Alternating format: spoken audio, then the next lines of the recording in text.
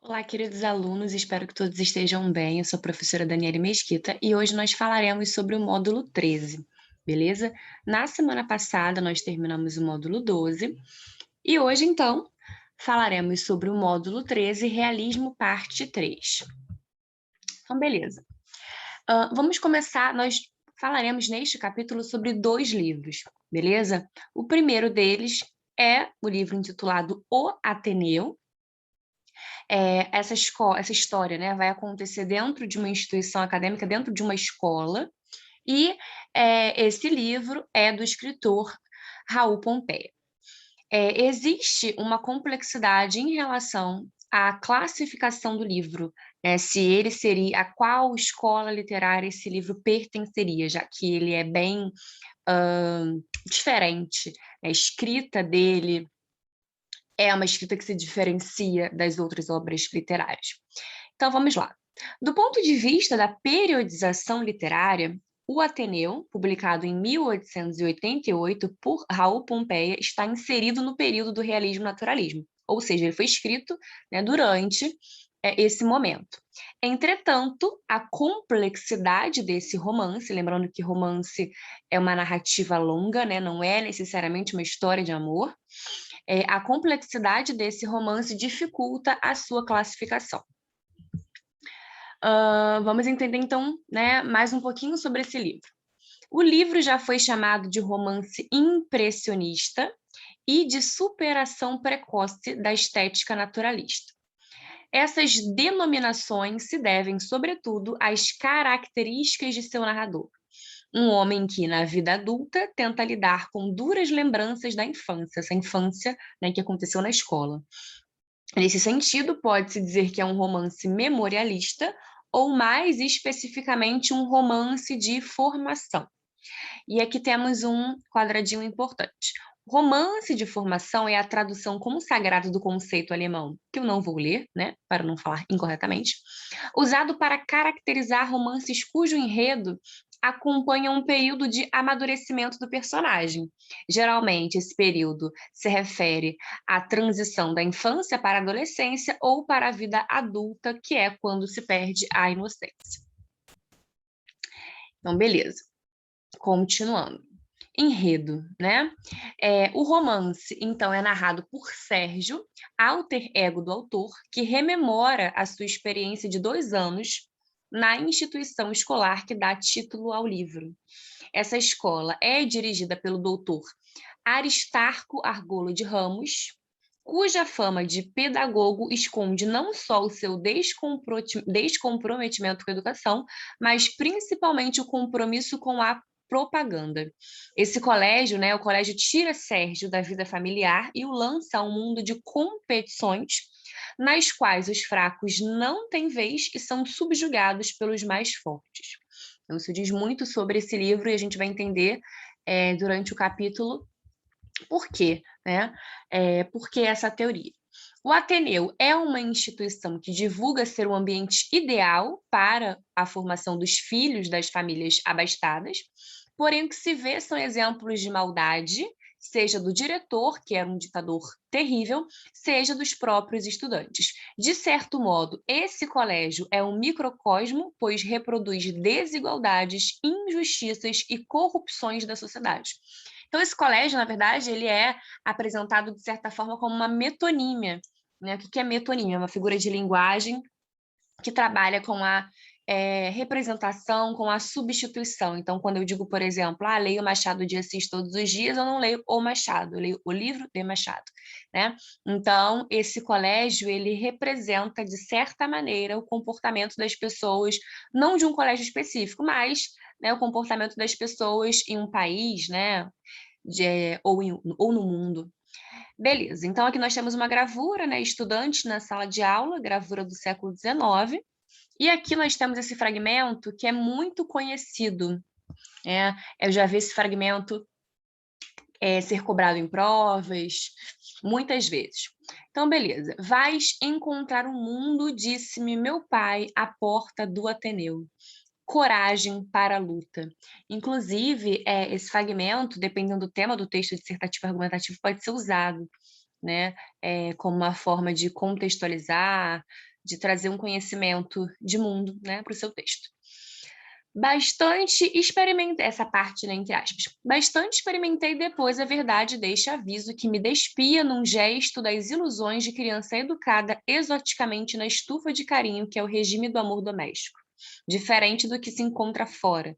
Tão diferente que parece o poema dos cuidados maternos, um artifício sentimental, com a vantagem única de se fazer mais sensível a criatura à impressão rude do primeiro ensinamento, têmpera brusca da vitalidade na influência de um novo clima rigoroso.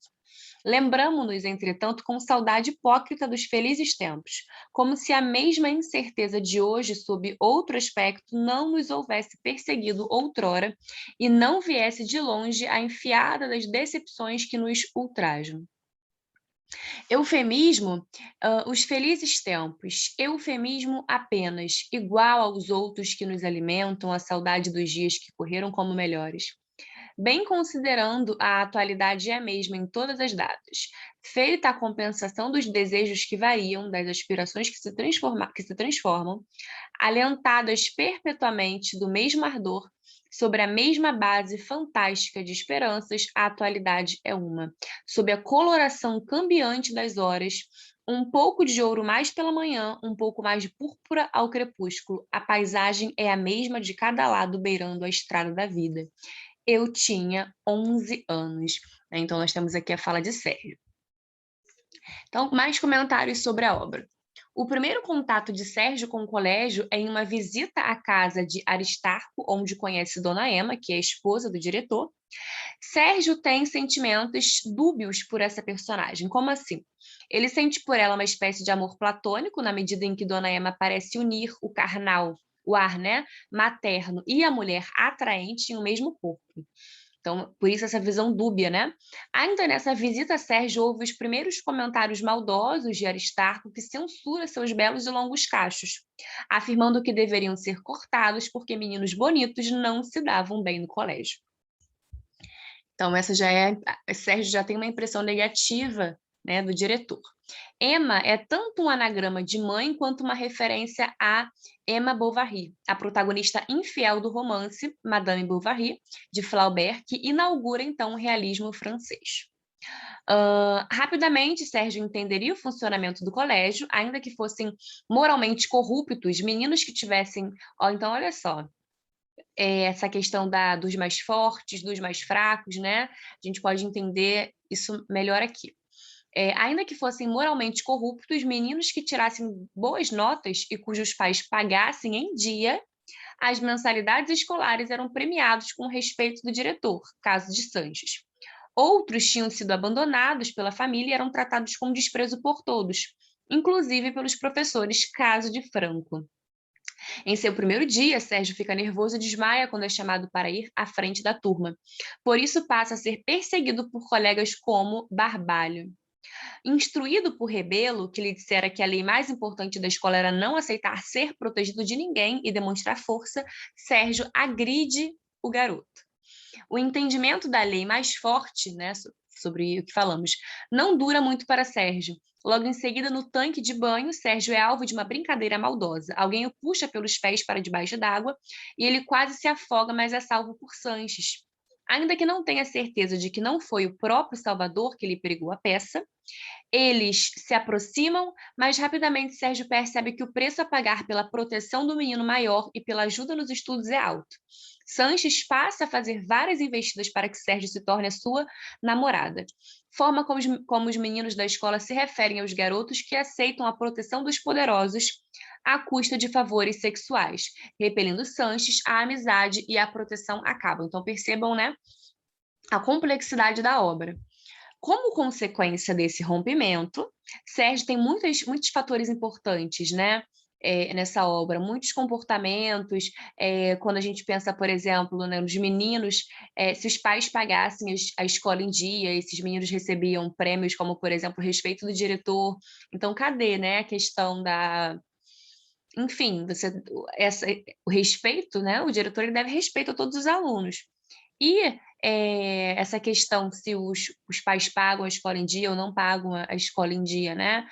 Na verdade, o desempenho do aluno é que deve estar em primeiro lugar, né? Então, continuando, como consequência desse rompimento, Sérgio passa a ser perseguido pelo antigo amigo, suas notas desabam e ele é desprezado pelos colegas e pelo diretor. Consola-se na religião e no culto a Santa Rosália, usa essa fé para compensar a sua realidade melancólica. Aproxima-se também de Franco, que apenas piora sua imagem.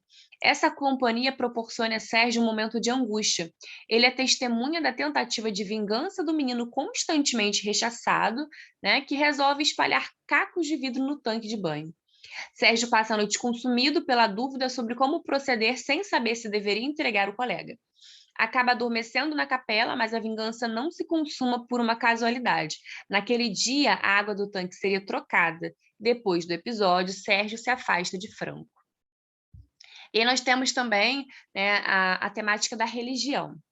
A religião também não traz mais consolo. A visão punitiva apresentada a Sérgio por Barreto, o aluno beato parece ao protagonista inevitavelmente deprimente.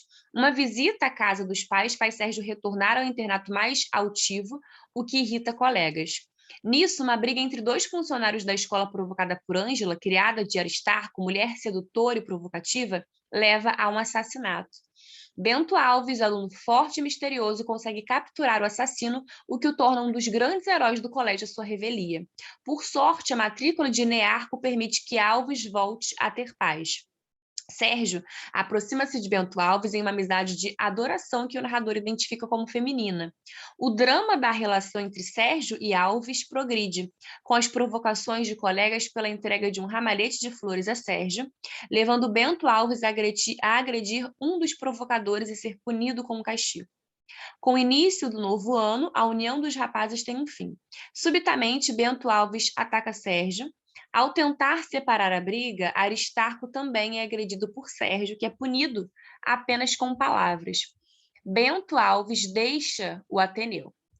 Sérgio, né, adulto, Sérgio conjectura que a falta, adulto, né, que a falta de punição mais severa poderia se dever ao temor de Aristarco de perder dois alunos pagantes de uma só vez. Sérgio aproxima-se de Egbert, acho que é assim, uma amizade mais tranquila e sem muitas exigências, graças ao novo amigo revê Dona Emma, que o reconhece. Segue-se uma longa reflexão sobre a relação entre a realidade escolar e a sociedade. Então, né, com essa questão da metonímia sobre a qual falei. A conclusão se dá com a morte de Franco. Então, nós temos aqui. Perguntei ao Franco como passava. Ele agitou devagar as pálpebras e sorriu-se. Nunca lhe conheci tão belo sorriso, sorriso de criança à morte. 8 horas da noite, o gás atenuado produzia eflúvios contristadores de claridade. Retirei-me sem aprofundar a vista pelos outros dormitórios, em cujas vidraças espelhantes devia passar sucessivamente a minha sombra. Procurei o diretor e comuniquei-lhe os meus terrores. No dia seguinte, um domingo alegre, Franco estava morto. Então, logo em seguida, descobre-se entre o espólio do menino morto a imagem de Santa Rosália. O Ateneu entra em festividade para a distribuição bienal de prêmios. Os alunos preparam uma surpresa para Aristarco, um busto de bronze do diretor. O pedagogo, primeiramente envaidecido, passa a sentir ciúmes da estátua, a perceber que todas as honras são para ela e não para ele. Diante da estátua imortal, Aristarco sente a sua pequenez. Sérgio contrai sarampo, o menino é deixado sob os cuidados de Dona Emma, a quem se entrega, e aí nós tínhamos já falado sobre a questão da Dona Emma, né, sobre essa visão dualista, a quem se entrega como uma criança desejosa de proteção. Mas tudo aquilo acabaria com um fim brusco de mau romance. O Ateneu pega fogo.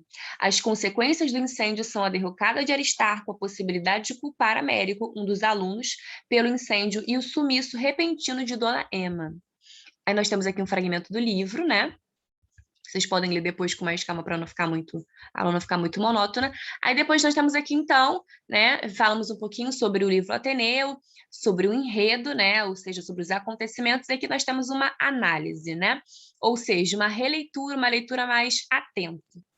O romance de Pompeia, fervoroso republicano e abolicionista, foi bastante escandaloso para a época. O capítulo do incêndio do Ateneu seria publicado em folhetim, né, porque comumente os capítulos eram publicados em folhetins, a gente já falou sobre isso, né? Eles eram publicados dessa forma, em folhetim logo após a proclamação da República. De certa forma, o Ateneu representa a política corrupta da velha aristocracia monarquista que viria abaixo em 1889. Então a gente tem essa questão de pegar fogo, da destruição, né? As divisões políticas do escritor contribuíram para a profunda depressão que o levaria a um fim trágico. Envolvido na festa de Marechal, na defesa, perdão, envolvido na defesa de Marechal Floriano Peixoto, considerado por muitos um golpista, Raul Pompeia foi acusado de conspirador. Além disso, a vida ao lado da mãe, bem como o tom memorialista e quase autobiográfico de O Ateneu, construído com base na imagem do internato que Pompeia frequentara na juventude, então a gente tem ainda essa relação, né, a tal da verossimilhança, levariam a constantes insinuações de sua homossexualidade, principalmente por parte do poeta Olavo Bilac, né, que é o poeta parnasianista. O afastamento de muitos amigos e a defesa da própria honra culminariam no suicídio de Pompeia, tendo a mãe como testemunha na noite de Natal de 1895, percebam, aos 32 anos de idade, né? Muito novo. Sua fama como romancista, porém, atravessaria as gerações. O Ateneu, ao mesmo tempo que abrange ideias caras ao naturalismo, ou seja, né, ideias que eram apresentadas, defendidas, né, como a prevalência do mais forte, afasta-se desse movimento pela presença do olhar muito específico de seu narrador. Sua linguagem rebuscada e poética o distancia do romance de tese, né, que é aquele romance que tem o objetivo de ele apresenta sua tese, né, ou seja, ele defende uma ideia, ele quer, através daquele romance,